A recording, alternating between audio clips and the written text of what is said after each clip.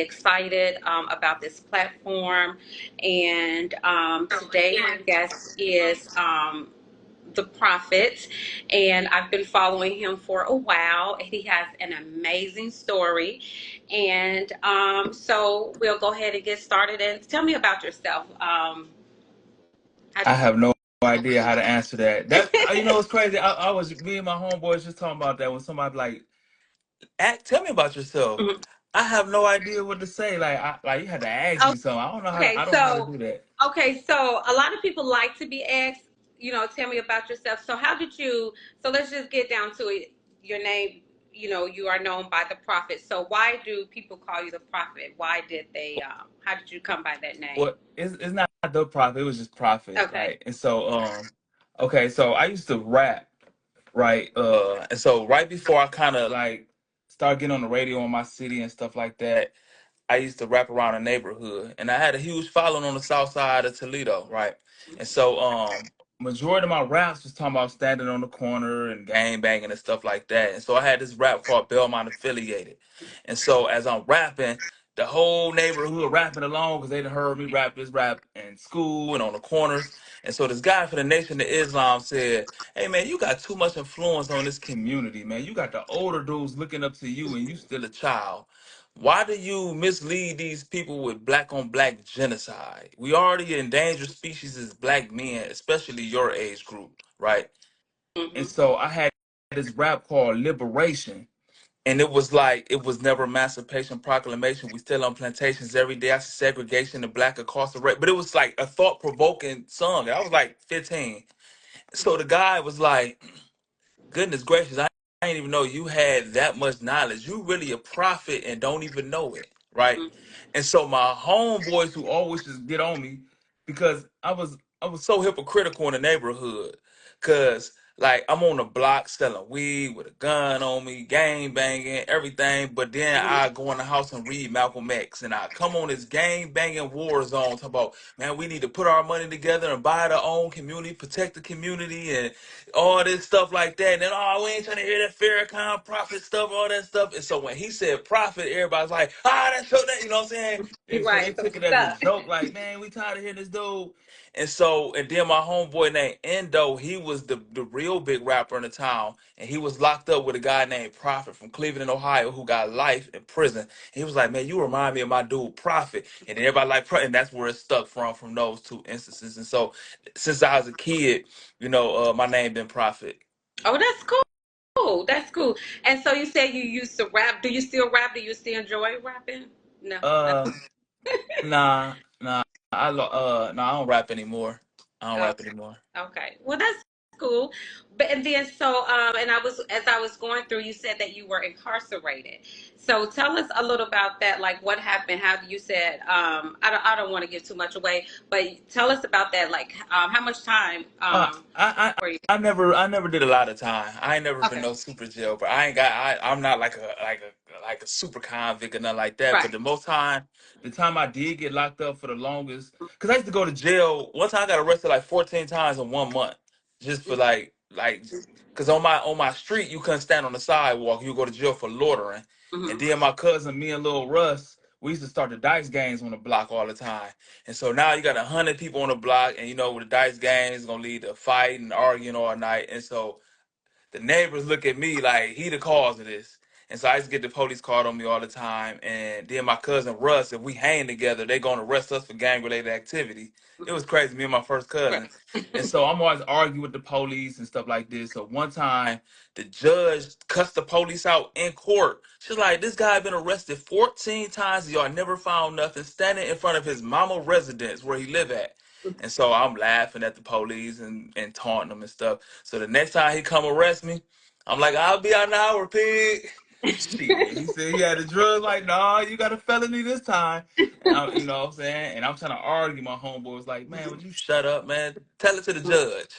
And so the police ended up planting crack on me. And so that was like my a felony. And so I was in the county jail a long time. And I ended up pleading guilty to it. I just said I smoked crack. My lawyer was like, because my mama stole my lawyer money, so my lawyer wasn't paid, Hmm. and it's like you're gonna lose this case, you know what I'm Yeah. saying? And so I like just get a drug, go just say you smoke crack, go through a drug program, Yeah. and you'll have time served. And so at the time, my song was on the radio in Toledo. So the people, they already knew, because I never even smoked weed. I never been drunk in my life. I never did drugs. So everybody knew me in the town. And so I got the drug program quick. And I ended up having time served. And I had 5 years probation. And so, but that was the long, like, and after that, I realized I ain't like jail. Yeah, I don't Yeah. like. But listen, one day, whether it's in county jail or a state prison, a federal prison, no matter what, one day being locked up is too long. So I mean, you know how people say you haven't did real time. I can respect you for saying that, but still, one day is too long. And so, how did you feel? Because with the way of the world, everything that's going on in the world, how did that make you feel? Like, how did that impact you? To know that they had planted drugs on you.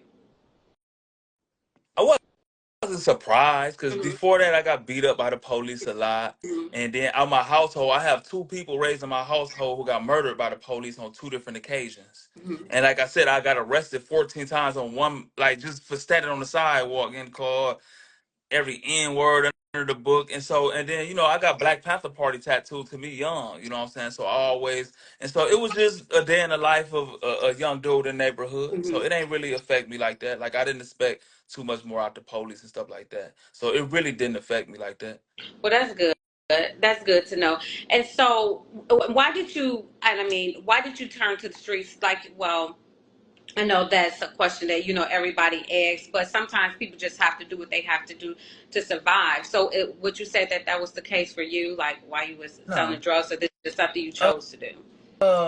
Now, everybody get the ghetto misunderstood, right? Because okay, like every city you take, it get a bad representation because of one side of town or one area, and then one area get a bad representation because of one block, and then one block might get a bad rep because of three houses on that Mhm. block.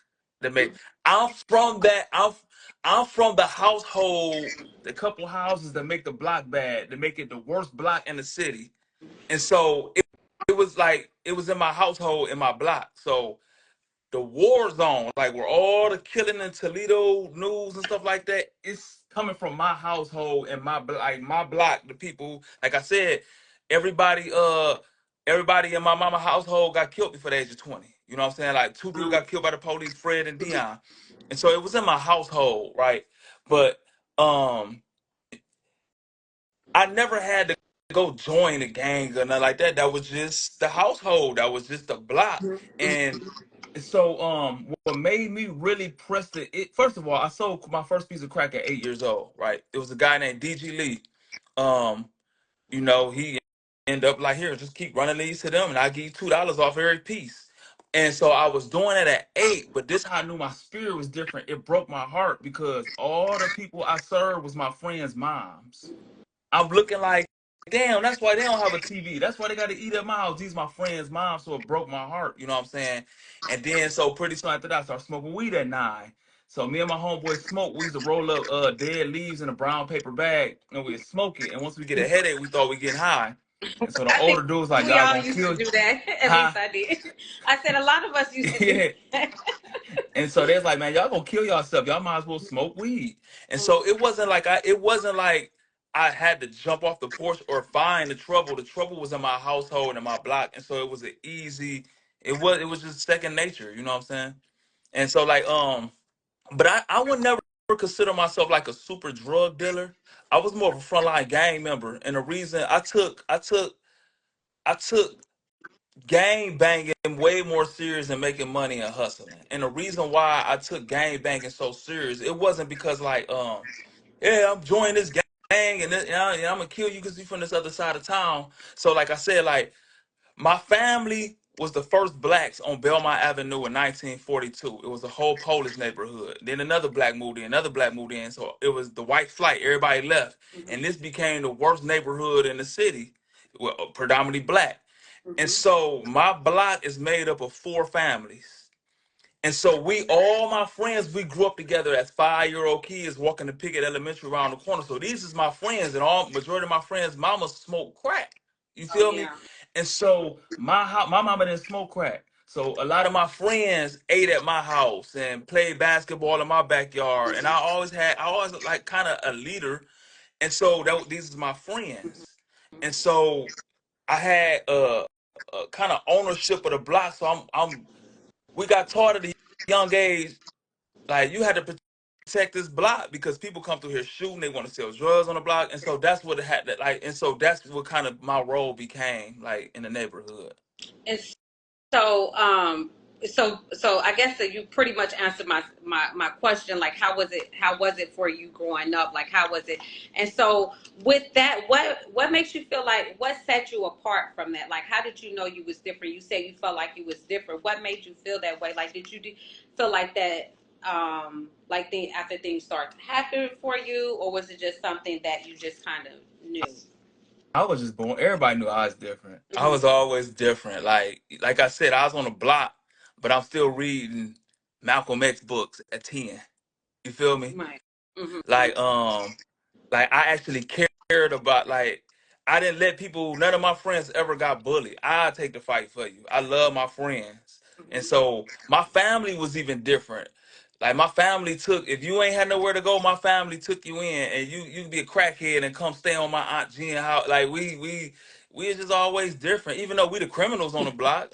Like but we always had a giving heart and I always like even like when the dude called me prophet, like he seen something different in me. So I knew I was always different for real. Like I never and so like I just like I never did drugs. Like I was just always different though for real. And so Yeah. like I don't know, just from the beginning.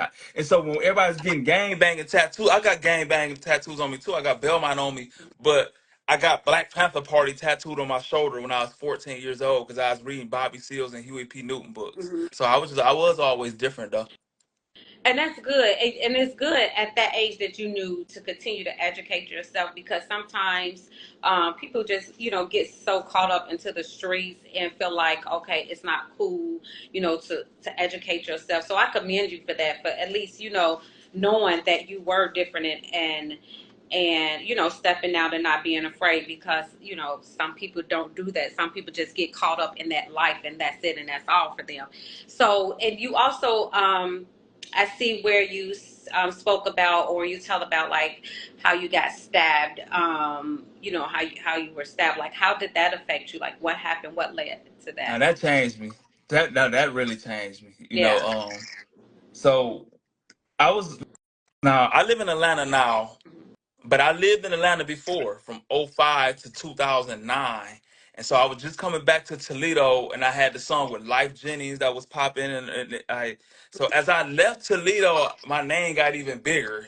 And so they couldn't appreciate me while I was in Toledo because I'm still on the corner all day and Yeah. they see me every day like I wasn't no flat. I'm looking dirty on the block and like and so even I'm on the radio, but that's man, the prophet ain't gonna do nothing. He can't lead game bang. Like he won't lead a block. So when I went to Atlanta, it's like my legendary kind of grew in the city. So when I had came back, it was now that's my home. My best friend D Mays is his wife named Tisha Lee. She was a radio personality on the Juice. And I came back and did her first interview and did some DJs had threw their birthday party and I was one of the special guests and I had Hmm. came back and it was like a small town outside of Toledo called I don't want to get at the city no props. So Hmm. anyway, so DJ Lightning Rod and it was like, Prophet, won't you get in the VIP and stay away from the people? And this is my silly attitude, like, man, I ain't no VIP, nigga. I'm a man of the people. I'm out there, so out there dancing with the girl, like I ain't no VIP, nigga, I'm a man of the Right. people. And so the guys was like, man, we sick of them playing this guy music and stuff like that. And then the girl was like, I don't appreciate you dancing with my girlfriend.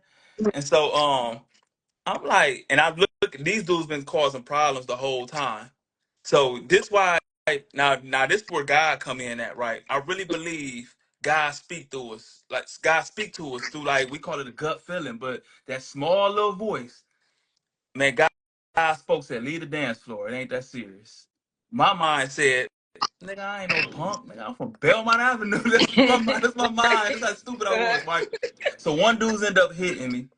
I could have let it go because it was like and so I ended up clearing the dude out and ended up fighting the whole people, whatever. And the fight didn't go their way like they thought it was gonna go. You know, because and so anyway, during the fight, somebody came behind me and started stabbing me. And so this was where I got stabbed here. Can you see? And then they had Yeah. to cut me open here. And so How many times did you get stabbed? I got stabbed twice Hmm. in my stomach. You could tell he like knew what he was doing though, because he Yeah. stabbed me in the kill spot. So that and they had to cut me open here and all this. And Hmm. so I didn't even know I was stabbed because when the police came in there, they just seen me punching everybody. And Hmm. so they put me in handcuffs and it was blood everywhere. I didn't even know I was stabbed, you know. Hmm. And so because I just remember I got hit one time real hard. It was a girl who hit me because it was a girl. I turned around, she hit me, and she was big. Like she was like probably no exaggeration. She was probably about 6'3", 245, 250. You know, Hmm. she hit me. That was the hardest I've been hit in my life, and I've probably been over in 100 fights. She almost dropped me. And so I was like, no, man, this girl hit me in my nose. It's like, no, your nose ain't bleeding. So I used to always wear these black Dickie outfits. So I opened up my Dickie shirt and the blood was just gushing out, shooting out everywhere. And it's Yeah. like, we're gonna have to get you to a hospital. And so I didn't think it was that bad, you know what I'm saying? I'm like, man, just give me some stitches. I ain't from here. I catch the party bus back to Toledo because we Hmm. rode a party bus. And so they was like, nah. And they said, if we don't get him out of here, he going to bleed to death. He going to bleed out. And that's why I know it's that serious. They put me on a helicopter, life flight me to Toledo Hospital. I woke up a couple days later, you know what I'm saying, with the Hmm. tubes out my mouth and, you know what I'm saying, throat and stuff. But that's what got that's why I'm here now. What God gave me a gift, and it's called today. Because you know before that, you know I dwelled in the past a lot and looked too far in the future, and Hmm. I ain't take I took the gift of today for granted, and Yeah. so I'm having a prayer with God. Like if it's my time to go, I can go, and that's when I heard from God said, "What I put you here to do, you ain't even started yet." Right. You know, and Hmm. so that's when my life kind of went. I started going over my life, and only thing popped in my head was these riots that I started in like '05 against the police. They called it. Google. It's called the Toledo riots. I threw like the first brick to start the whole riots, and that Hmm. was the highlight of my life. That's the only thing I could think about laying on my deathbed. And I said, man, I'll make it out of here, man. I'm gonna live different. And so that's where my walk with God began, right there. Okay, yeah, because I do see that you. I like how you say that, and your God gave you a gift, and now that all of that has happened, it's like you're transitioning. I mean, you did transition from this way of life, and now you're speaking to people. So, you said that it changed you, and I have to ask this: like when you were going through that moment, like how like did you have that moment where you knew like this was you well I guess you just said that you knew that this wasn't what you wanted to do, but how was it like when you came home? Like how was that transition of you getting out the hospital and just like really ready to change your life? Um, Because I I know became it don't happen nah overnight, so I guess. because you got to realize I had 90 staples up my stomach, a collapsed lung, and so I was in recovery. Mm-hmm. So like for the first 6 months, I couldn't walk, I couldn't eat, I was messed up, Hmm. and so I still my mind. I don't know because like every time I closed my eyes, I had a butcher knife going in my stomach, so I was going through like really post traumatic stress for real. Hmm. But I backslid all the way and became worse than I ever been a year later because, like, as good as a father I am to my son now, which is I had a nephew that I raised like my own son, Hmm. and he got gunned down. You know what I'm saying? He got killed. And Hmm. so a whole neighborhood war broke out. You know what I'm saying? And I was older at the time. Like I'm too old to be out front line with these kids like I was back in the day. But it affected me in the taunting and the making the songs, disrespecting and stuff like that. So a whole war broke out, and so it really was conflict. It was conflicting because I knew my calling and what I should do, and so. But this stuff is going on, but that affected me. His death affected me so much in a whole nother like it took me to a way darker place than I had ever been. And so it ain't like I just changed after that. You know what I'm Right. saying? I had to go through that and then come out of that too. You know what I'm Mm-hmm. saying? And so it wasn't no change. I mean, I changed in the inside, but that had happened where a whole war where it was just like I mean, like a real war, and they shot my nephew funeral up and everything, and so Oh no. yeah, Yeah. you know what I'm saying. So that was like how I'm coaching my son basketball now. I coach my nephew like that. My nephew slept in my bed, like I raised him. You know Mm-hmm. what I'm saying. So it really, man, it affected me. You know what I'm saying.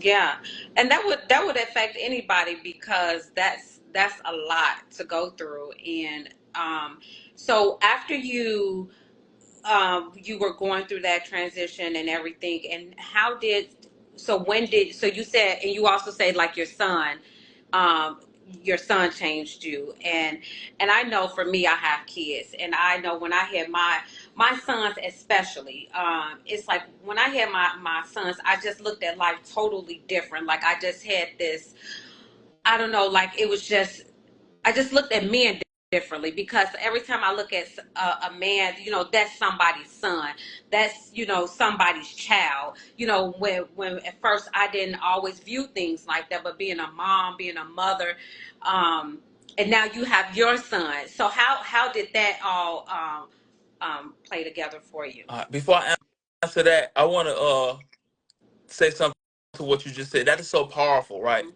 So I was talking, what I'm saying, to this woman, and then I'm starting to see like when the women don't have sons, nobody care about little black boys' life. I'm dead serious. Like Mhm. black boys' life mean nothing to people, right?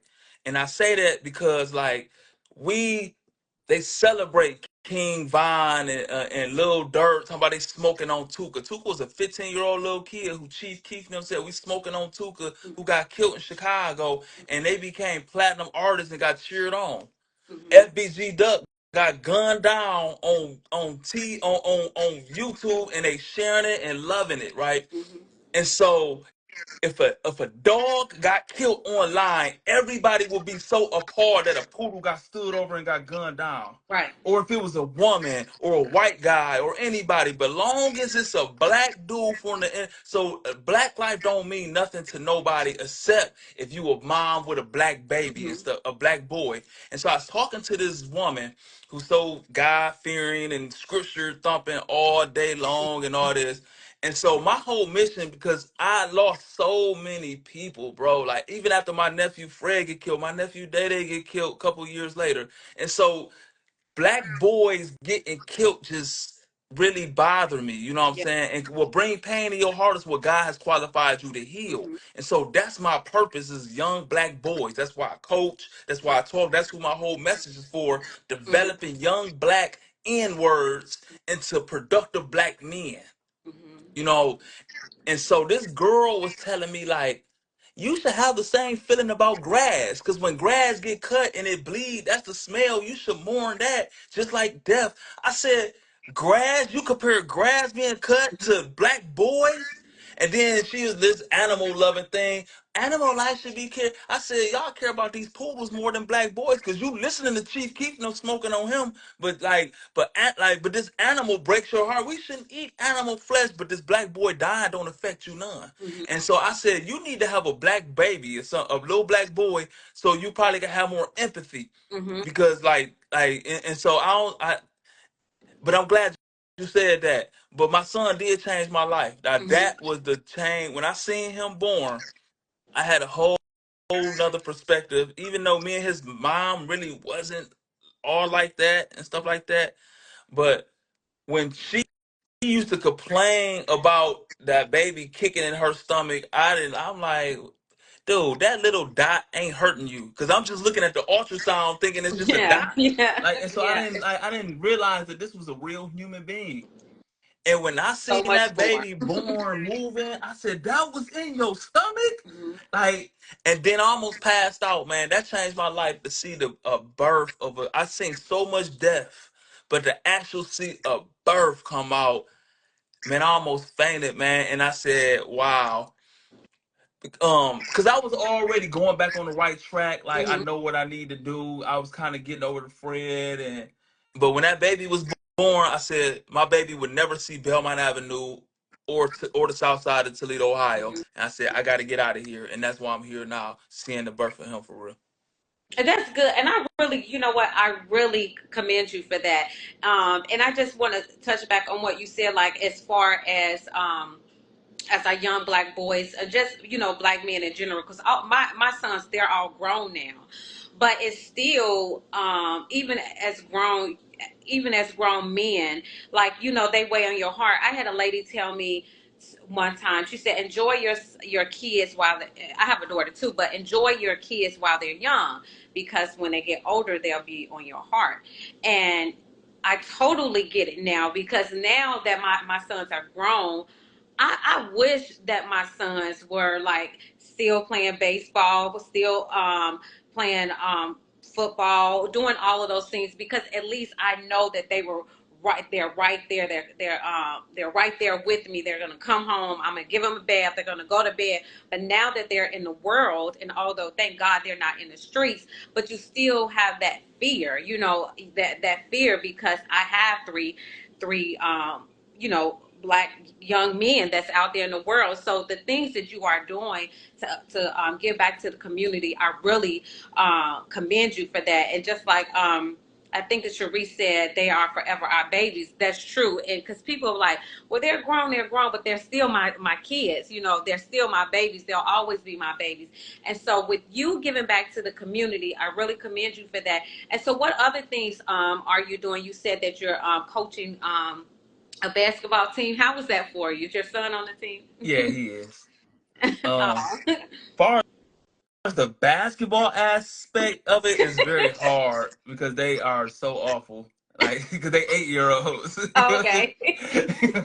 Like, and so it's so like, I mean, a couple of the kids good. Some of them just they first time picking up a Right. basketball.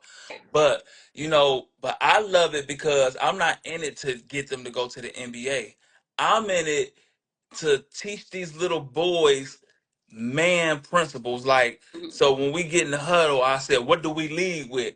Love and respect. As a man, we lead with love and respect. We respect everything and everybody. I said, what's the most important thing? Having a good attitude. A good attitude gonna take you way further in life than what you know or your talent. Because everything successful in your life is tied to a person who might have to open up a door for you. And it's about having a good attitude or nobody won't help you. I done seen talented people don't go nowhere. Even myself for having a bad attitude. And so always be totally self-accountable. That's what I teach these kids. It ain't the white man's fault. It ain't your baby mama fault. As a man, if you don't say like I need to correct this. Nothing won't ever correct. And the moment you blame them, you can't correct because you gave them all the power in your life. So I'm teaching that young. It was a quote by Frederick Douglass said, "It's better to uplift a young kid than try to repair a broken man." And so I want to get these kids before they become these broken, weak weasels out here that you Mhm. can't tell nothing to. Is always the white man, or it's a debate, or like, man, shut Mhm. your weak ass up, bro. Mhm. And so get these kids while they're young so we don't have to repair weak weasels. Mhm. And so that's why I want to coach and then pretty soon get a whole league.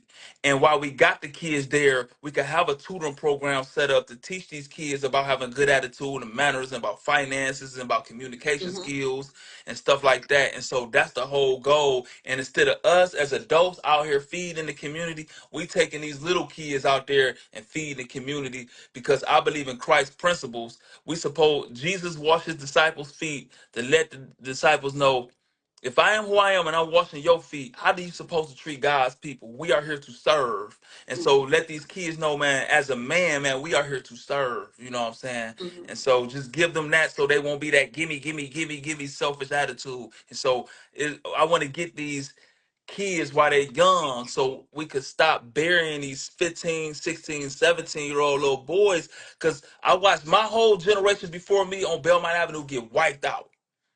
All of them dead or Mhm. in jail. Then my generation wiped out. Then my nephew and them wiped out. And now my friends who survived, now their kids is getting killed. You know what I'm Yeah. saying, my friend? And Mhm. so now we need to get these babies with the right mindset young. And so that's my whole mission for real. And that's really good. And I want to go back to what you said.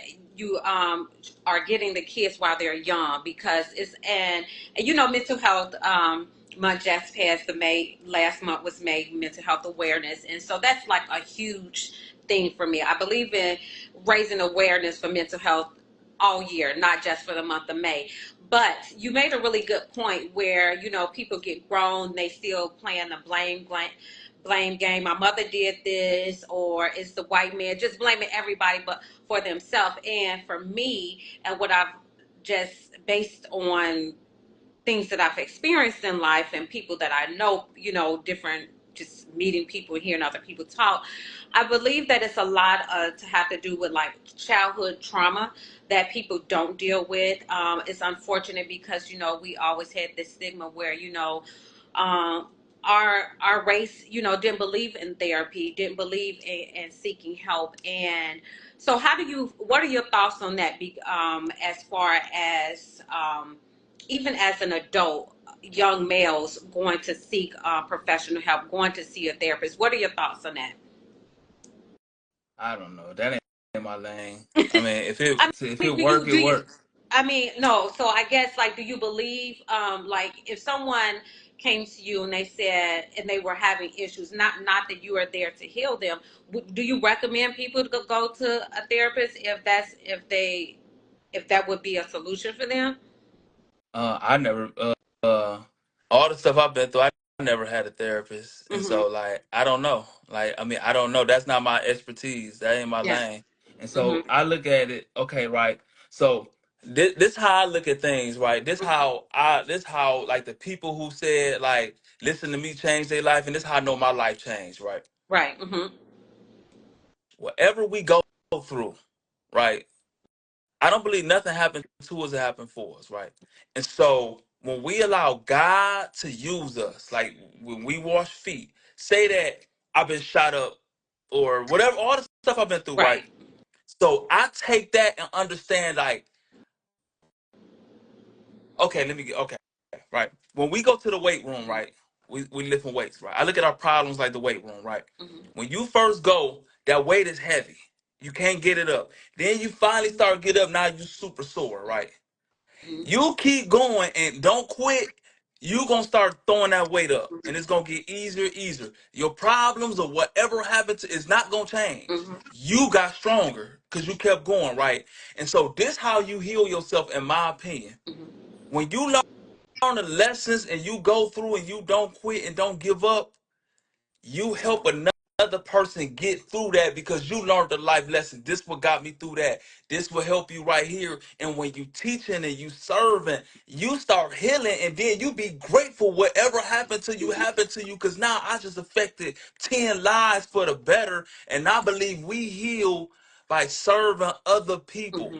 And then we be glad that we went through that. Be like, I know it was hell, but I wouldn't have it no other way because I impacted 10 lives and I couldn't help them if I didn't go through this. Right. It didn't happen to me, it happened for me.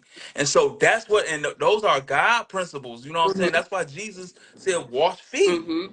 Not literally wash feet, but we are here to serve. Right. And we take all our problems, everything we go through, and serve people with the lessons we learn. And that's how we heal. Mm-hmm.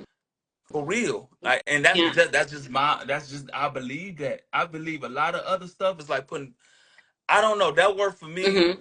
And so and I believe that. Yeah. No, I agree with you because I look at it this way: you have choices in life, and you know, you see people and they get grown, and then they sit and they try to use, you know, things that happened to them in the past. So this is their reason for that. But at some point, you have to learn to stop blaming others and accept the responsibility for your actions, and you should be learning from those mistakes because we all make mistakes. And so, and with you giving back to the community, what other things do you do? I know you do the basketball, and what else? What other things are you interested in? Well, my whole go I got the One Nation of Christ Ministries, right? Mm-hmm. And so that's what I started. So what I'm doing right now, I'm just giving you the big picture. I don't really I have been sharing this. So my whole big goal is a faith-based community, right? So you have the church. All the people with business in the churches, we're gonna surround the church with the businesses, right? Mhm. And then around that, we have the school with the basketball leagues and everything like that. And then the homes around that, a real faith-based community. So it could be example how our neighborhoods and the ghettos should function. And so right now, everything I'm doing is geared towards that. So in the neighborhood, all the people we deal with is 10, like say this we just fed, say 10 of us got together and fed a whole bunch of people, right? Uh-huh. So then we go in the neighborhood, all 10 of us, and go to every black owned store in that neighborhood and spend money with them. And Mhm. so just so we could keep the money in our own community and function more like Chinatown. And so that's the thing we doing, that's the thing we do, you know what I'm saying? We got breakfast programs. We feed people. We feed the neighborhoods and communities and stuff like that. And so that's another thing we do. And before school, I got my barber friend set up. We cut the kids' hair and braid the little girls' hair, book bag giveaways, and everything like that. And so, and along with all the service, then you could speak to the little boys about everything we do is a seed. Everything we do, we're gonna reap everything we sow. We give it be given to us. Be total self-accountability. Don't match energy. Lead with love and respect. But you have to serve before you do that. Jesus never went and Bible thump and hit people in the head. Mhm. He healed people. He fed people. He did Mhm. service Mhm. before he started talking. And what's the matter? We got all these people who leading Bible. You guys should not, man. Shut up. Nobody like, nah, like go wash feet, bro. Jesus washed Mhm. feet. And so that's what my mission right now is, to unplug these little boys from the matrix at the same time serve the neighborhood for real. And so that's what I do. And that's really good. And so, and you're speaking about giving back to the community and how you are, wanting to, help, especially the young boys while they're young. And so, with the way of the world these days, because we didn't grow up, we didn't have social media when we were young. So, what are your thoughts of that? Like how, because you see kids that's like so into social media, and like you hear people say like um their phones, their tablets are raising people, kids, and stuff. What are your thoughts about that? Because I know for my grandson, he was like really, really young, and that's all he wanted to do. And then for me, I didn't have a problem with it, but then I was like, so do you want to go outside and play? So what are your thoughts on that? I was born in 1980. I'm 43. And Hmm. so when our moms didn't want to be bothered with us, they put us on Ritalin, Hmm. and we sat in the corner and rocked in our own little world. Now it's 2024. When the mamas don't want to be bothered with the kid, they give them that tablet. Right, And right. she in the corner just glued away. And so You're now, right. like, yeah, that's the new Ritalin. Yeah. That's the new Ritalin. Hmm. And so I had, so when the police had planned, no, they ain't, no, I had an assault charge before that, right? Hmm. And so I was on house arrest. This this is way, I'm probably 19 at the time. I was depressed and stuff. So I'm in the house playing it was NBA Live 2001. So that's how long ago it was. Anyway, so my sister was like, "You a real bum." She's like, "You a bum. You sit in this house wasting your life playing this video game. I liked you better when you was hustling on the corner, making money, and then paying for your studio time selling CDs. Hmm. You gonna be a bum. You a loser." And I looked at her like, "You exactly right. I ain't touched a video game since." And so, yeah, I think it's just a thing. It's just a thing producing more weak weasels. Cause Yeah. I Hmm. mean, so nah.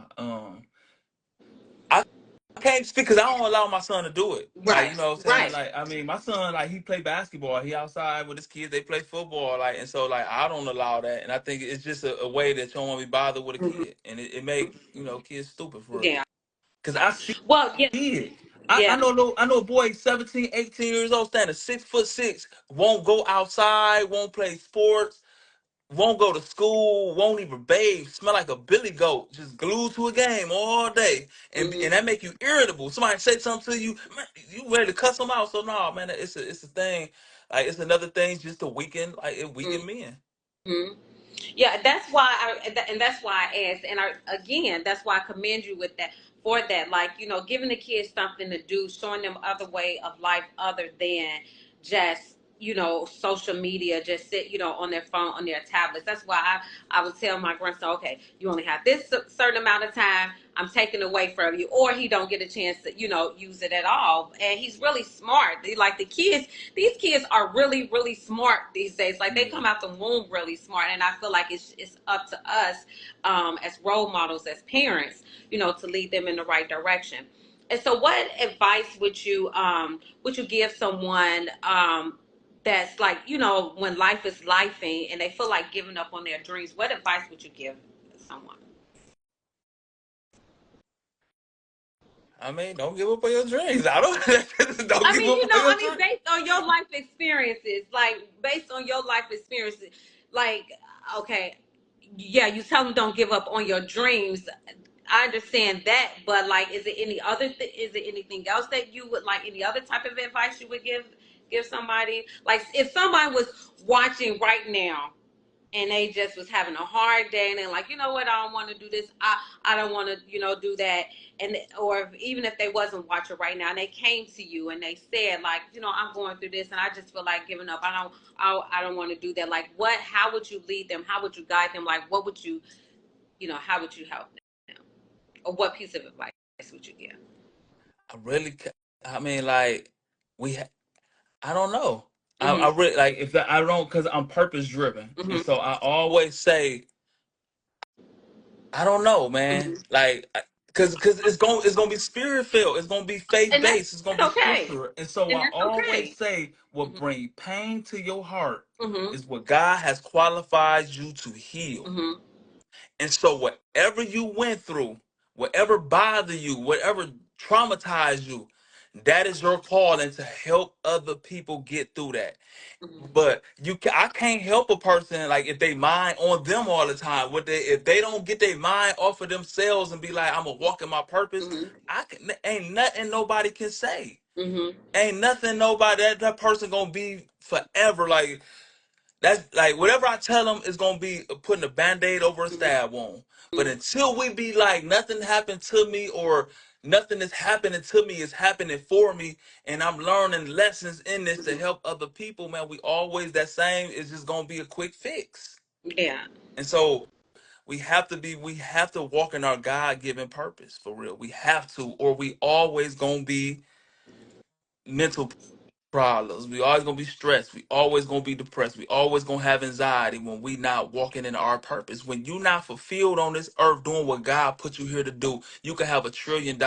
You could be the best looking person in the world. You always gonna feel not right. For real.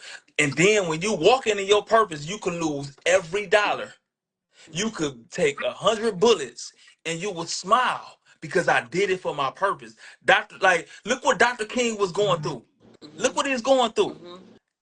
You think he like, man, that man went to his grave. Like, I heard he did his own eulogy. He knew he was gonna die. And he was Mm-hmm. like, all the stuff I went through, I just want to know that I left empty. I gave it all to you, God, for my purpose. And that man he got stabbed in his stomach. He got hit with bricks. He got spit on, like everything. But he did it with a smile because he was walking in his purpose. But if we just focus on what I need and pour, no, ain't nothing I could tell you, bro. Like you gonna be fun and fucked up forever. Mm-hmm.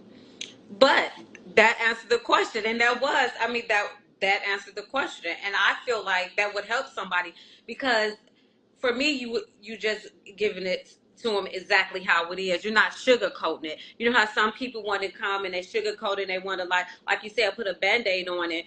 I think that would be a good message to tell somebody because maybe that person didn't look at it like that. You know what I'm saying. So I agree with you and I understand. So that's why I asked you that question. And so you hear a lot of people sometimes they say they don't know what their purpose is, and you believe in letting the spirit lead you, letting um leave you lead you. We Nah, all have a purpose, right? no, How would you, I guess my question would be this: if somebody's struggling to figure out what their purpose is, how is there any advice that yes, you would give them? easy. What bring pain in your heart, that's what God has qualified you to heal. Messengers are not sent, messengers are raised, right? What bring pain in my heart is young black boys getting gunned down. From all my friends getting gunned down, my household. So that is who I'm here to serve. If you as a person say that you, I don't even want to say because that's so horrific. I was about to go, Yeah. but like Okay. whatever. Say that you a victim of assault, and every time you see somebody being assaulted, right? Right. That bring pain in your heart. You can see anything else going on in the world, it don't even bother you. But when you see people get assaulted because you've been assaulted, and that bring pain in your heart every time you see it, and you've been through that. And then you remember like what made you feel a little bit better. How did you cope with it? How like stuff like that. That's your purpose. That is what I'm here for the assault victims. This was what like this how I got through it. That now you walking in your purpose, like you helping people who've been assaulted. You know what I'm saying? And so that's when you walking in your purpose. And a lot of times we don't walk in our purpose because it might not bring us the popularity, the money. We look at what somebody else doing, like, man, I want to do that. And now you're not walking in your purpose, and then you unfulfilled. And then you come back to me, how you said, like, well, what can I do? Walk in your purpose. You feel me? And so whatever you went through that was traumatic to you, and it brings pain in your heart when you see other people going through it, that's your purpose to heal. Messengers are not sent, messengers are raised. And so what I mean by that is if it's something that's going on in this area, a person from the outside really can't come in and make a change. It got to be a person who grew from that and that could change, made a change. You know what I'm saying? And Right. so that's what I mean by that. Messengers are raised, not sent. What bring pain in our heart is what God has qualified us to heal. So whatever thing we went through that's traumatic and affected us and to bring pain in our heart, that's your purpose to heal that. You know what I'm saying? Yeah, that's really well put because I just had a conversation with somebody like a few days ago, and we were talking about this, and we were talking about when we were incarcerated, and it was another female. We were talking about how we both were given the opportunity to help young females, and so for me, it's like even before the incarceration, something just kept leading me back to help young females, leading me back, and so I can relate to you because whenever you see a person that's like a teenage mom or this person going through this, going through that. It just always did something. So I can relate. That's why another reason why I asked you that because sometimes, because I guess she was just kind of going back and forth with it, and I asked about it like you. So when you were going through this, how did it make you feel? And so now it all kind of makes sense. And I guess that was just our confirmation because now, yeah, she is doing the different things in life that is leading back to her purpose. And so with you giving back to the community and I see like you were doing the food drives and things like that.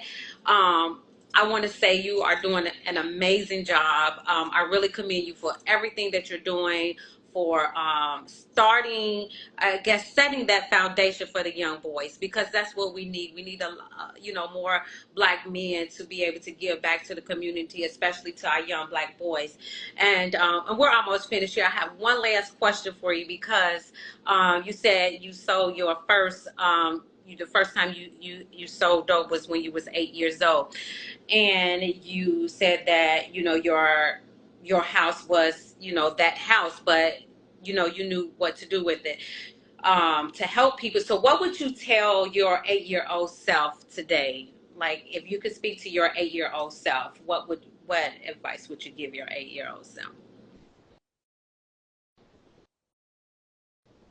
I wouldn't know. I know what I would tell my. I don't know. Or let me I not say don't your know. 8-year-old self. What would you tell your younger self? My younger self Hmm. transfer from Libby High School. transfer from Libby. See, I was looking at it from I was a basketball player. Leave Libby High School, boy. That's what I. You know what? Okay, I'm glad you said that. Right. So my homeboy Flake called me the other day talking about, man, you need to put together a documentary for our coach, Coach Bates. You know, he's a great guy in the neighborhood. Everybody love him. And I said, what? I do one, yeah, surviving Coach Bates. and so, and so, but nah, what I would tell, like, okay, so we man, it was a lot of like, it was like a horrendous, and this is another reason I'ma always be in my son. Like I'm a full time, I'm a full. My son live with me, like you know what I'm saying. Like my son live with me, so That's I'm a single good. dad, right? Right. And Mm-hmm. so I'm not gonna ever send my son off to a coach and not involved. And Mm-hmm. because I remember what happened to me, like the coach, like so right. Um, so we had a junior varsity coach by the name of Coach West, right? And so I played freshman. I got moved up to varsity. This dude was kind of gay, right? Mm-hmm. Uh, no, I shouldn't have said that because my page gets struck every time I say that. But dude, y'all heard it already, right? I don't know if he was, but he was kind of like feminine, right? And so, but to get your basketball jersey, you had to be naked in front of this man just with your jock strap on. He said, "Jock strap and tennis shoes, son." Mm-hmm. And we, we from poverty, and the only thing we have is basketball.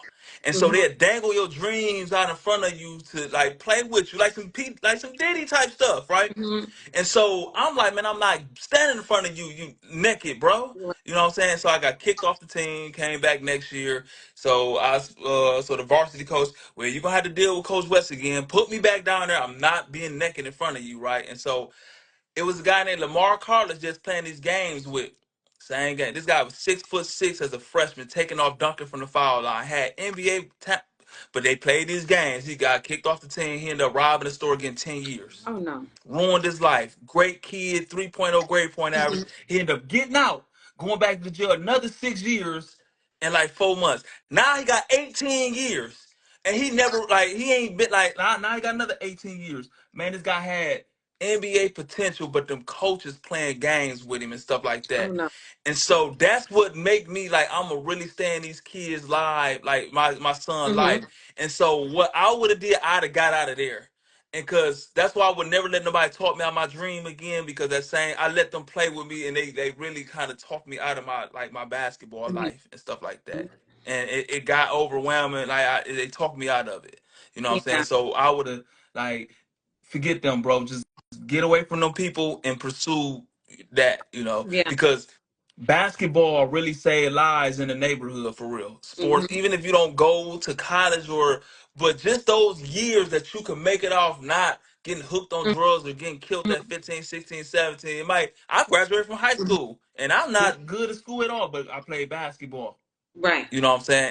And Mm-hmm. so basketball saved lives, and it teach why I love coaching basketball, because I wasn't taught self accountability, Mm-hmm. right?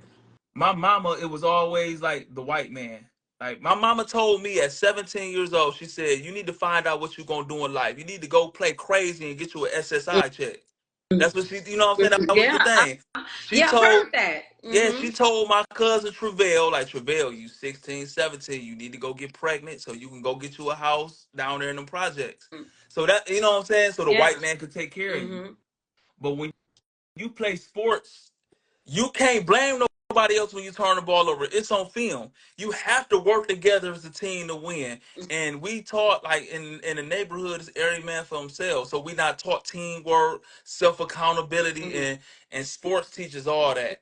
And that's why I'm so into sports, like coaching sport. I know I went left field, but that's No, one no, thing I no. would tell myself, man, get away from them. You Mm-hmm. know what I'm saying, and just transfer, get out of Libby High School. Yeah. Well, I again, I commend you for that, and I know I keep telling you that, but you're absolutely right because my middle son, he was something. He's still something else, but he was really something else, and I do know that him playing basket because he had a temper, and but when he was playing basketball, that helped discipline him because Yeah. like one time it was they lost the game, right? So he mad because he lost the game. So what he did was he took the ball and threw it across the field. I mean across the court, and he got in trouble for that. But I feel like had he not went through that moment, where he could talk to the coach, where I was there, trying to let him know like this is just a game, but that helped discipline him in the real world. So you're absolutely right. It does help. It does help the kids, and I really, really commend you for knowing again for setting that foundation for our young Black boys, so that they can have an opportunity to have a better life. And so, before I let you go, is there anything else that you would Nah, like to add? nah, like, is there anything about like going on in the world that you like, you know what I'm saying? Like that ain't like just my opinion on anything, like just a topic, a trend, like anything like going on, like any. Yeah, well, is there anything that you want to talk about? Because there's a lot going I on know, in the world. and so you could ask me So, anything, what do you? and I like. Okay, so I don't know if you're political. Nah, Um, I don't get it. Oh, hold on, yeah, okay, yeah. I said you could ask me anything, but go ahead. no, no, no, no, no, no. Tell me what don't you want me to ask No, you you can about? ask me anything. You can ask me anything. Okay, so I don't even want to get into politics. I don't even want to get into politics. So Now, last time I said something about okay, so cause I don't want to get your page blocked because I said something. I think I know what you're I gonna want say. to get your page blocked. I'm gonna leave it alone. Everybody who tuning in, like like I'm not a politician. I don't know nothing about politics and nothing like that, right? And so Right. I voted for Obama because he was black.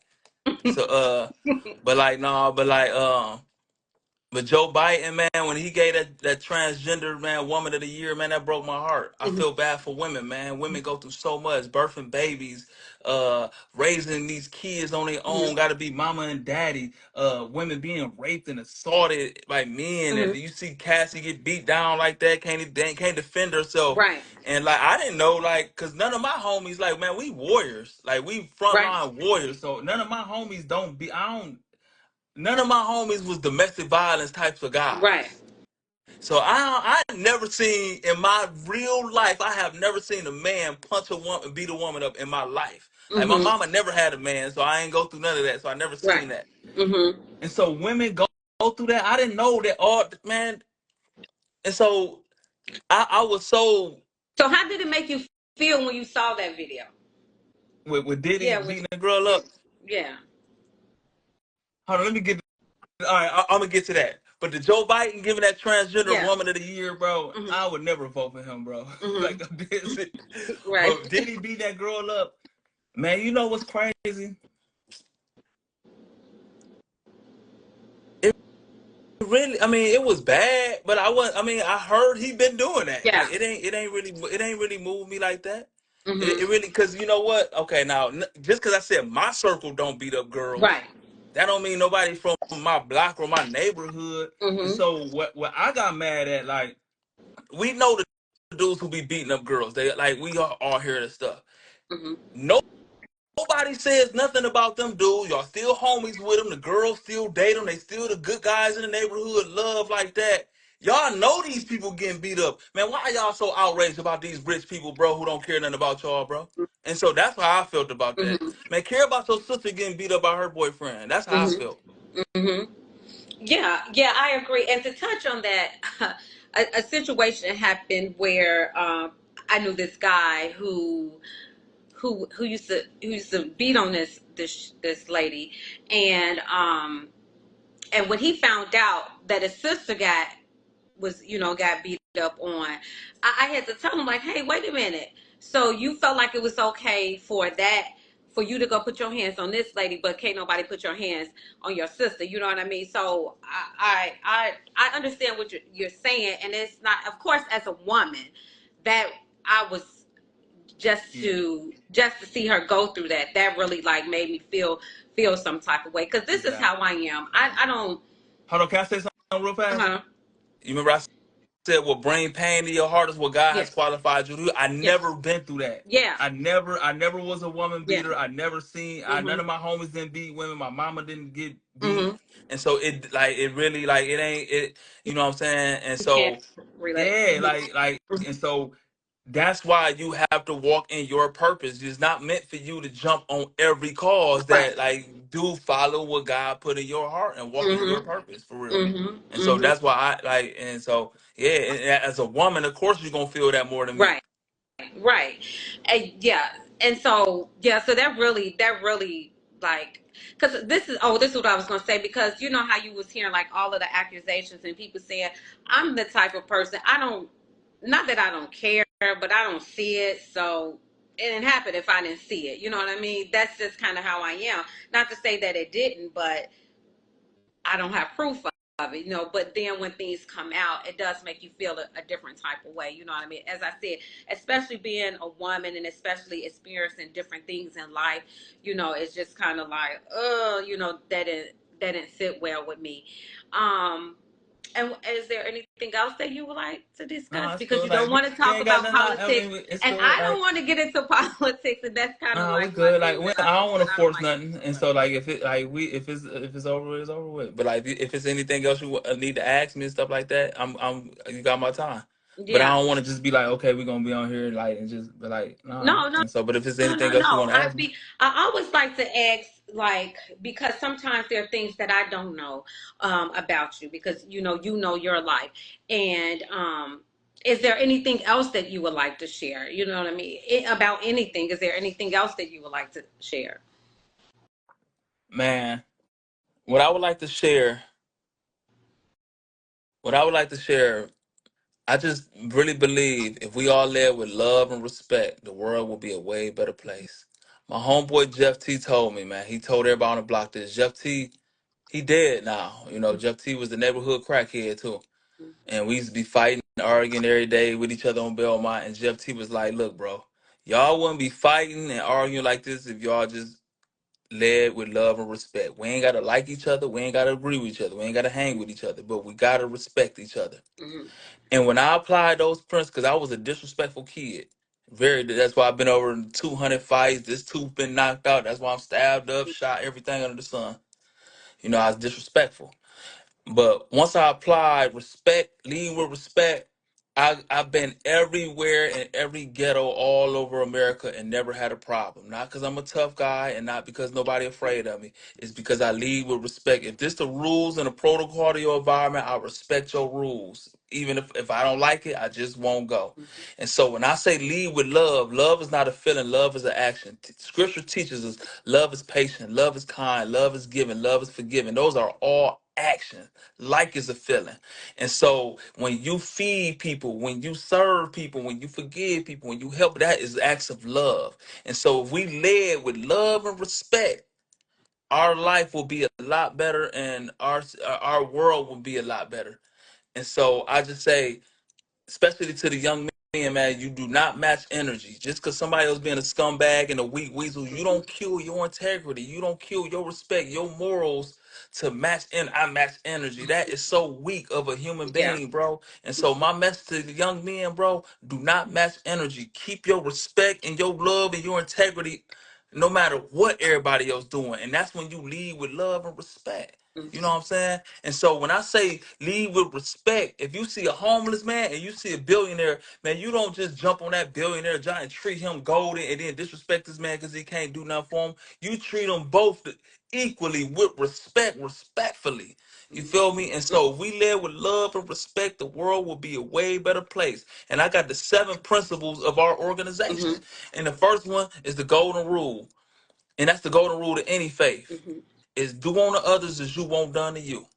However you want to be treated or whatever you want, treat people. I don't care about what you don't eat, what your religion say. I don't care about how you dance or what you wear and all that. Man, how do you treat people, bro? And so that those are powerful things. And I just hope when I'm gone, I hope that just live on, bro. Lead with love and respect.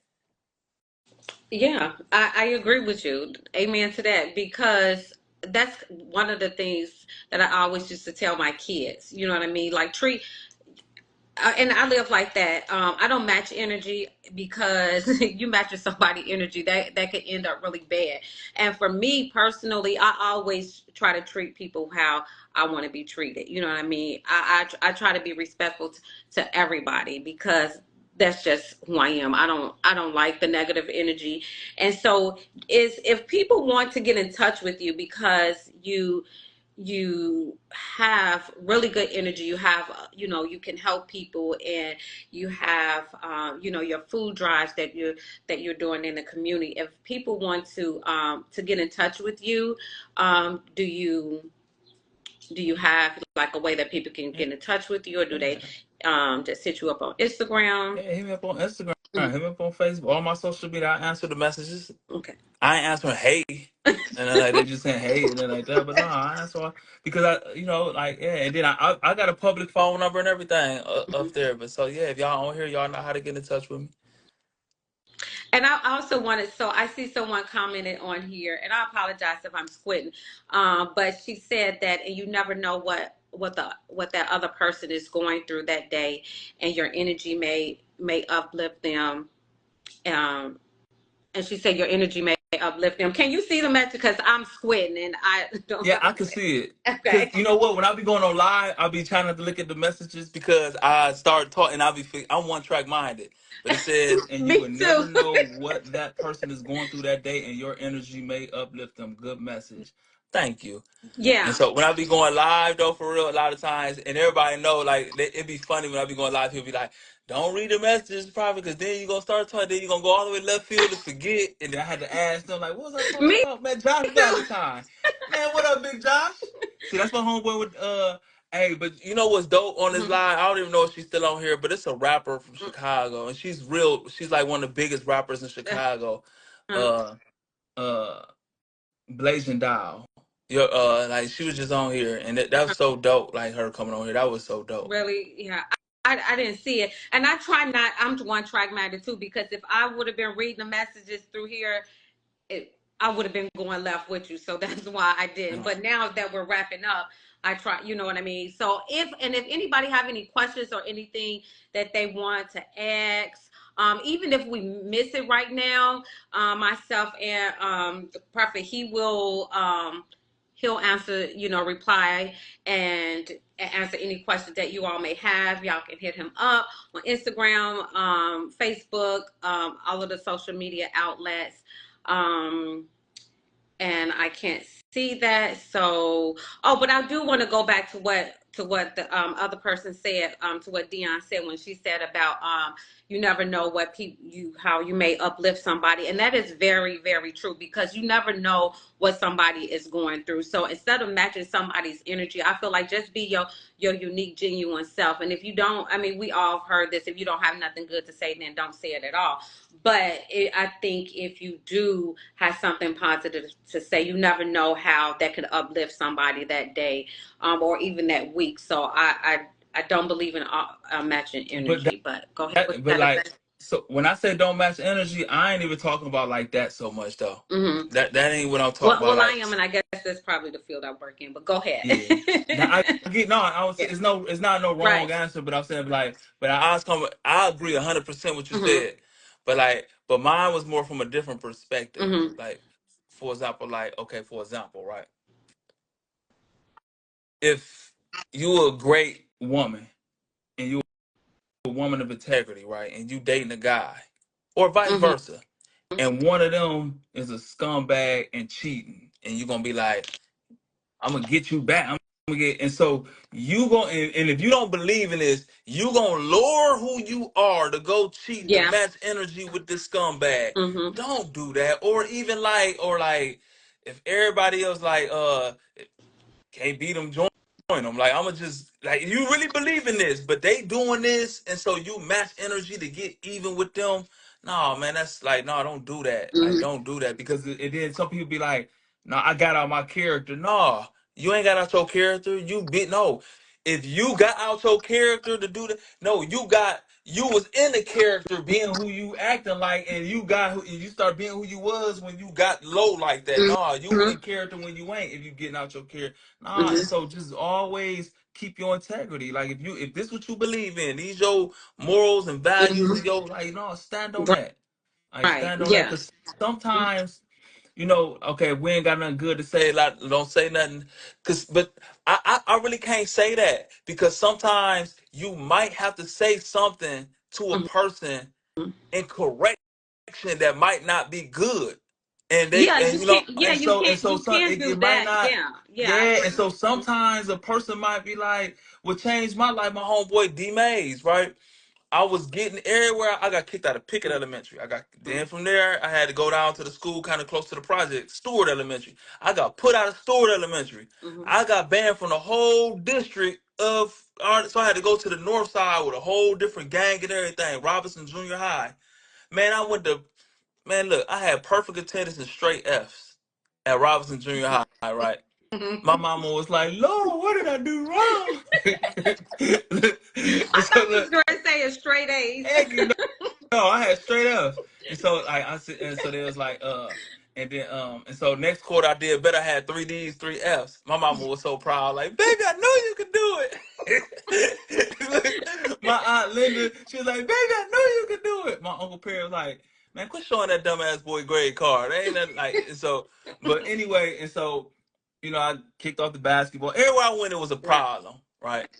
And the average person ain't gonna tell you nothing you doing wrong to your face. Mm-hmm. Everybody gonna pat you on your ass and like, oh man, this is everybody else's fault. Then as soon as you leave, man, that Right. nigga crazy. Right. When my Mm-hmm. homeboy Dante was like, man, ain't everybody fault. Everywhere you go, it's a problem. You the Yeah. problem. Who's the common You the problem. denominator? Right. Yeah, like it's always you. Mm-hmm. You the problem. And Mm-hmm. so and so sometimes like that's nothing good to say, you know what I'm saying? I ain't want to Mm-hmm. hear that, but Mm-hmm. sometimes somebody have to correct you, and as a man, Yeah. you have to be correctable. And another time, my homeboy C Dog changed my life. I wouldn't be here right now if he didn't tell me this, right? My homeboy C Dog. Um, so I was like the biggest rapper in the city at the time, Mm-hmm. and so I would stand on the corner and sell weed all day, and go in the backyard, shoot dice, and lose every dollar and wouldn't have nothing to show for it. Now I'm on the block where the north side coming through shooting and the police coming through arresting you. It's a war zone. I'm risking my life every day. Mm-hmm. So I got a cousin, he's a millionaire drug dealer. He was a millionaire about 15, 16, right? And so, like I was one of the broke dudes in the hood hating on all the drug dealers, like, "Punk, man, you can't fight or nothing. Nothing you know what I'm saying? So us on the block, the corner guys, thought the drug dealers was soft because they wasn't on the stupid stuff we was on. They just trying to make money and like we mad at them because they doing stuff with the other side of town. So we look at them as punks, Mm-hmm. right? So I look at my cousin as a punk. So I'm like, and he should be looking out for me, because it was this guy named Kevin Black used to work for Interscope Records. He wanted me to come do their promo with him, but I ain't had no money to get out to LA. But I'm selling a pound of weed every single Mm-hmm. day and can't get a plane ticket out to LA. So my homeboy C-Dog was like, hey, you grown, bro. You risk your life every day on the hottest block in the state of Ohio and you ain't got a dollar, bro. Like that man don't owe Right. you nothing. Right. And so Mm-hmm. sometimes we have to say the hard stuff to people. And so that's why I was like, I disagree sometimes. Like, Mm-hmm. sometimes you have to say Yeah. that. Yeah. And That's everybody true. can't say good shit all the time, or we Mm-hmm. won't know or could ever be corrected for Mm-hmm. real. Yeah, sometimes you do. Sometimes you do have to say what hurt because I know for me, I don't want anybody to sugarcoat anything with me. I mean, just tell me what it is, and either I'm gonna Yeah, receive it or I'm not. You know what I mean? That's just yeah. that's just me. And so So that's why that message could be taken. If you ain't got nothing good to say, don't yeah, say nothing. But sometimes somebody might have to tell you about yeah, yourself for correction. And mhm, so and so that's what I meant by that. Like, nah, yeah, yeah, 'cause yeah. like I'm sorry, I'm keep going, but like this, like No, okay, so I was talking to this woman, right, mhm, and so I told my son no. She said, no, you don't tell kids no. You tell them not right now. I said no. You gonna mhm, hear a lot of no's in this world, boy. Like mhm, no, you not getting that, mhm, no. And so I was reading Kevin Hart book, and Kevin Hart said I got a lot of movie deals because early in my career I got told no so much. mhm, I got told no so much. And so many people said so much like you wasn't funny, you weren't a good actor. Like they said a lot of stuff. mhm. But he said he learned how to accept that and be like, okay, if you have anything opened up, I'm available. Right, And then other people cuss the people out in the thing, right? right, mhm, And what happened was when they had some open up, they had a small role, they let him come play a small role. That's how he got that little small role in a 40-year-old virgin. mhm, And then they friends like, okay, Kevin Hart, he had a good attitude in his because he handled no, or he handled us giving him backlash and stuff like that. And so doors get open. And so, but I always teach as a man, bro, like you have to accept correction and understand and learn how to handle no for real. And mhm. that's why a lot of dudes act like that to women. Or hey baby, what's your number? I got a boyfriend. Well, fuck you then, bitch. You know what I'm saying? Because they Yeah. don't even know how to handle no. Right, You know what I'm right. saying? And Mhm. so, no, so I teach young kids that like every like nah, like sometimes everybody everything, like if I had nothing good, somebody gonna have to tell you something bad Right. sometimes. You know Mhm. what I'm saying? And you're Mhm. gonna hear a lot of no's. Yeah. I heard someone say they were talking about like kids, like raising kids these days, and they were saying like, when we would ask our kids were, or when we were growing up, and if we were asked something and they would say, your parent would say, no, because I said so. So I heard someone one day say, well, it's okay to tell your kids that, but it's better to give them an Yeah, explanation why you said no. Give them a reason why you said no instead of just saying no, because it leaves the kids, wondering. So do you feel that way? Like, do you feel like you owe a kid an explanation as to why you said no? I give him an explanation, Mm-hmm. but I don't owe him one because Right. I'm trying to, like, I want my son to be so much greater Right. than me, and so I will always want him to have an understanding and like in communication. Like, and so Mm-hmm. even when he get a whooping, I tell him before why you getting a Yeah. whooping, and then after, like, why did you get a whooping? You know what I'm Mm-hmm. saying? And so, Right. like, you know what I'm saying? But of course, my son don't ask for much, Mm-hmm. but like, but no, you're not about to get that right now. I'm not about to spend no money on that because I have these bills to pay and stuff like Right. that. So no, you're not Right. gonna get that. Hmm. Yeah. Yeah, but I had to do that with my kids when my kids were growing up, because I remember, I think it was Grand Theft Auto one time, and they was like, "Oh, we want this," and I'm like, "Okay, well, I don't have the money to get it," and they're like, "Oh, well, yeah." My son said, "I saw all that money in your purse." I said, "So, do you want me to pay the light bill, or and you want me to put food in the house, or do you want me to go ahead and get this game, because I The can get you game? this I don't eat no game." food, mama. I ain't gonna Yeah, eat. I I, want to go I can eat. get That's you how this the kids. game, but I don't know if you gonna have the lights to play this game. You know what Yeah, I mean? So my son, he thought about it too, like, like, well, maybe I could just go over to grandma's house and play the game. You know what I mean? He yeah. thought about it too. But I mean, I did. I did. I mean, it was just something that I did because my kids were so smart. And it was just, nobody had to tell me this. I just wanted them to know, like, okay, it's just me. I'm a single mom. It's just us. So what do you want? You want this? You want this Grand Theft Auto, or you want me to keep the lights on? So yeah, but I'll never forget that he thought about it too. Like, oh no, well, you go ahead and give me this game, I'll be okay.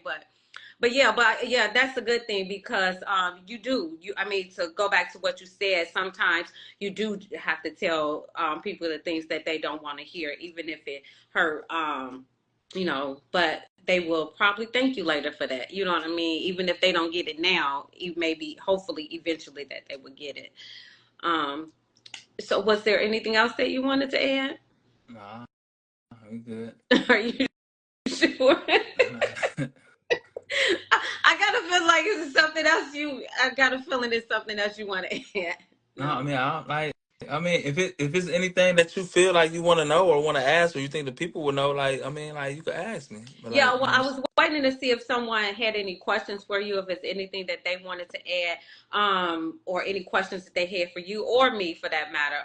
If anybody have any questions for myself, or if they wanted to ask you something, I will make sure that they do have your information so that they can get in touch with you, because I feel like you have a lot of information to share. You know what I mean? I feel like you're a great role model.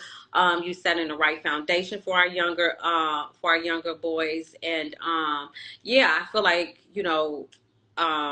if people want to reach out to you, I think that would be a good idea, because you have a lot of information to share, a lot of life experiences, and yeah, so I think that's really good. I disagree though. I don't think I'm a role. I don't think I'm a good role You model, know, and I I don't think I have a lot of do. information. I I don't. do. I I, do.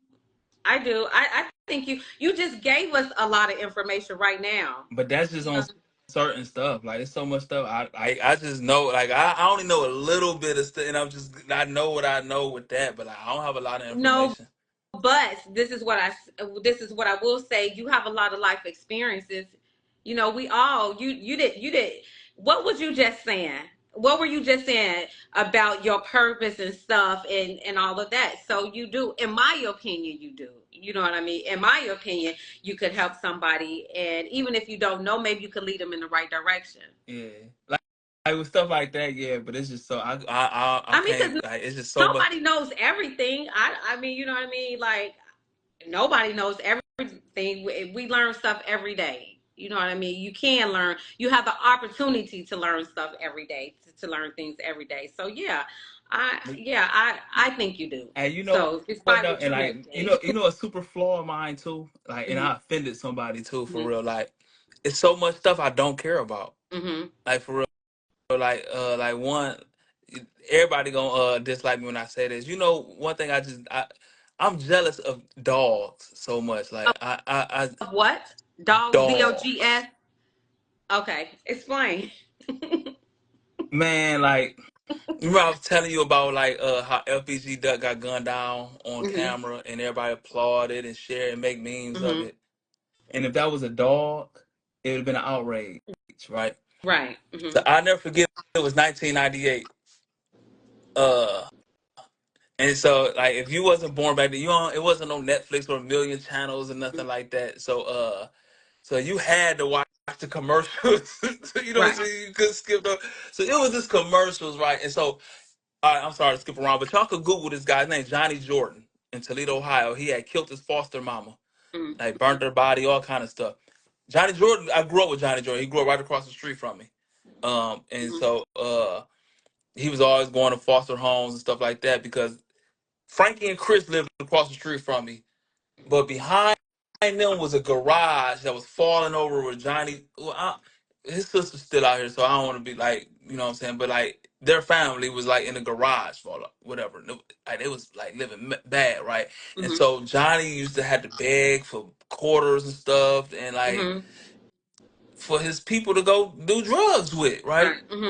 And so you know, it was well, like man, Johnny, no man, they was breaking in houses and breaking in schools and committing armed robberies when they was like 8 and 9.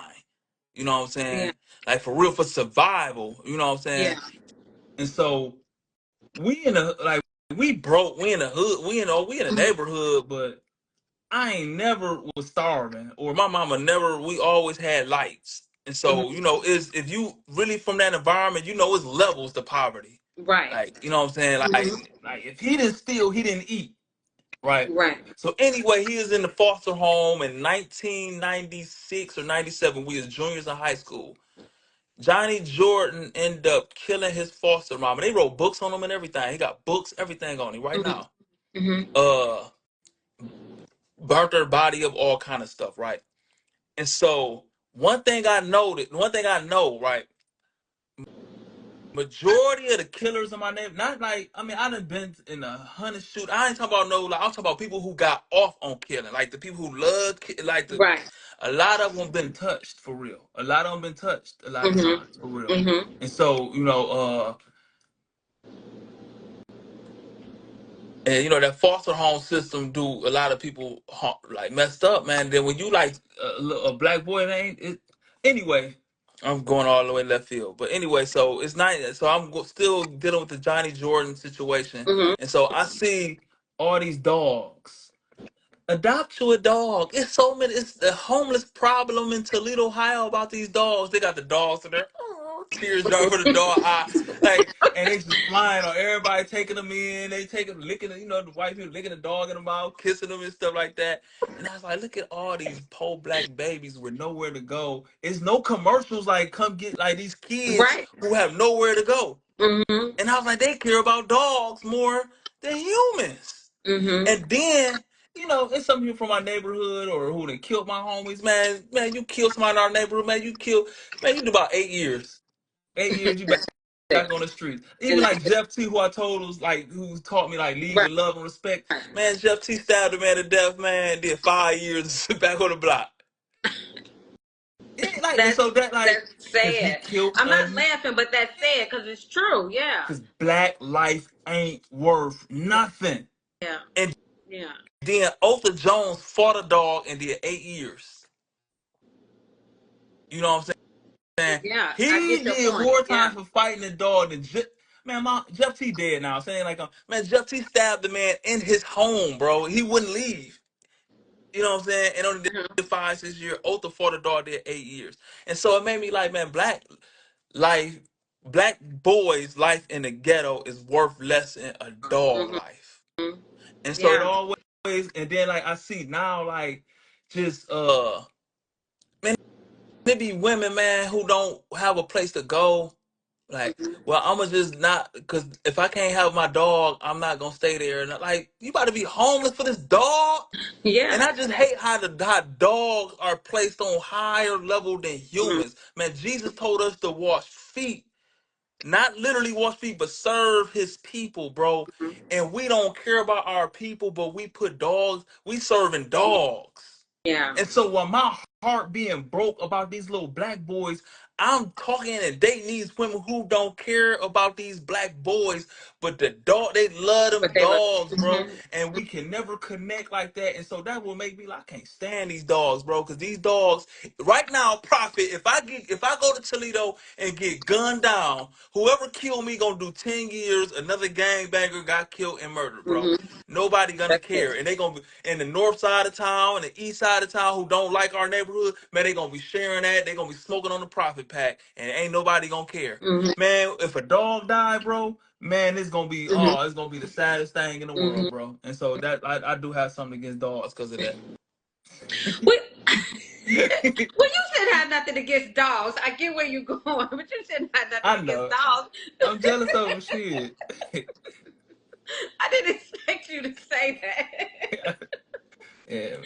But I get where you're going because, but it's true. You know what I mean? Because people do care more about their animals than they care for little black boys' life or black men. Facts. You know what I mean? In general, or black people in general, that just men, women. So yeah, you are absolutely correct. I never thought of it that way, but that makes sense. That makes a lot of sense. So, but at least you are, and then it's at least you are starting the process in your area. Do you because you say in Atlanta, do you go back home? Like, are you helping the people in like where you're from? It, I did that my whole life. Even before I ever moved here, even when I was still hanging on the corner doing everything wrong, I still did. And when I was making a lot of money, and so when the kids come, like, okay, so the corner I hang at is Belmont Avenue. I grew up 3 houses down from Belmont store, the corner store. But around the corner is Pickett Elementary, the school I went to. And so they come to the store where we hanging out. And so like the kids show me like like I used to give out $100 for all honor roll students, Hmm. book bag giveaways over there. We always did food drives in that group. Every 4th of July, we do a free concert. My father started the City Park Basketball League back in the Hmm. day. And so then this dude named G. Mitch and Carlson took it over and they ended up letting it go. And I had started it back. And so my goal was like, since the gang bangers is the heroes in my neighborhood, Hmm. nobody cares about the drug dealers. Nobody don't care about none of that. Like drug dealers looked at as a peon for real. Hmm. The killers get all the props. So I said, I want to bring basketball back to the community Yeah. so a kid could be like, I want to be like him and start playing basketball. And so that's why I brought the City Park League back. But they kept shooting at the park and all this. And I moved back to Atlanta and I left it to Montrese and them. I don't know what's going on with it. And so, but I still do stuff, even like with the Kitchen of the Poor. Hmm. Like, I still go with other people organizations and help them Right. instead of just trying to have everything on my own. But I will be going back in July and do what I'm doing down here though. But yeah, I do. And I have my whole life there. But I got such a bad rat, like, man, they did it's this lady who I went to Robinson Junior High with. Her name is Erica Haney. She ended up going to the WNBA and everything, and she's Hmm. teaching at Central High School. Now knew me, Hmm. right? And she was like, "Do you know the police had did this thing on gangs in Toledo, and they had your videos, it's like the gang." And so that I got that reputation at Oh home like yeah. that. And so you know what I'm saying, Yeah. yeah. And so like a lot of, but yeah, I thought you were going to say something nah, else. nah. But Yeah. yeah, but when I go back home in July, I will be we will be doing the free breakfast programs all through July and August because I in my neighborhood, man, a lot of kids didn't eat Mhm. except if you went to Pickett Elementary during school time. So in the summertime, it'd be a lot of idle time. So get these kids signed up for sports and link up with the Martin Luther King Kitchen to the Poor and make sure kids still Mhm. eating even though it's summertime. And so that's why I'm about to go back home and do that. Oh, that's good. That's really good. That's really good, especially when the kids are out of school Yeah. and they still need. I mean, it's times are hard for a lot of people, so that's really good to give back and to help out in the communities. So, again, I want to thank you so much for being a part of the walk. This is season 2. Um, maybe we could link up again and talk about other things. But thank you so much for being a part of the walk. This was an amazing show. Despite what you may think, I do feel like you can really help people, and spread the word, and just your life experiences, like someone said on here, your life experiences really it may not be able to help everybody, but it can help someone. So yeah, I really thank you for that, for sharing your walk on and sharing your truth on season 2 of the Walker. And so again, if anybody is interested in sharing their truth or sharing their walk, please inbox me. I would love to have you as a guest. And yeah, tune in. And if you have any questions, you can still inbox me. You can inbox Prophet. He'll be able to answer any questions that you may have. And again, I thank everyone for tuning in tonight. And again, thank you so much for being That's a all good. part That's of all it. right. And can I say something before I leave though? Yes. All right. Mm-hmm. When we walk in our purpose, like I said, Mm-hmm. man, with God, what bring pain in our heart is what God has qualified us to heal. Mm-hmm. And when we walk in our purpose, when you die, you will be planted and not buried. Because when you bury something, that means you trying to hide it, like you throwing dirt on something and concealing it. But when you plant it, you be put in the ground and dirt be thrown over you. But what went in the ground, something will come out greater than it was. Like when you plant a seed, a tree Mm-hmm. come out of it or Mm-hmm. fruit come out of it, something greater. And so when you walk in your purpose, when you won't be buried, you will be planted, and you will live on in a great way if you just walk in your God-given purpose, and then you can live forever even after you gone. And so that's what I'm working for real. Well, thank you. And with that, that was really well said. And with that, I am going to end. And again, thank you so much for being a part of the walk. And if anybody have any questions, please inbox us. And then his information will also be he's on all platforms, social media platforms. So if you have any questions, you can reach out to him as well. Thank So, you. all Okay. right. Mhm.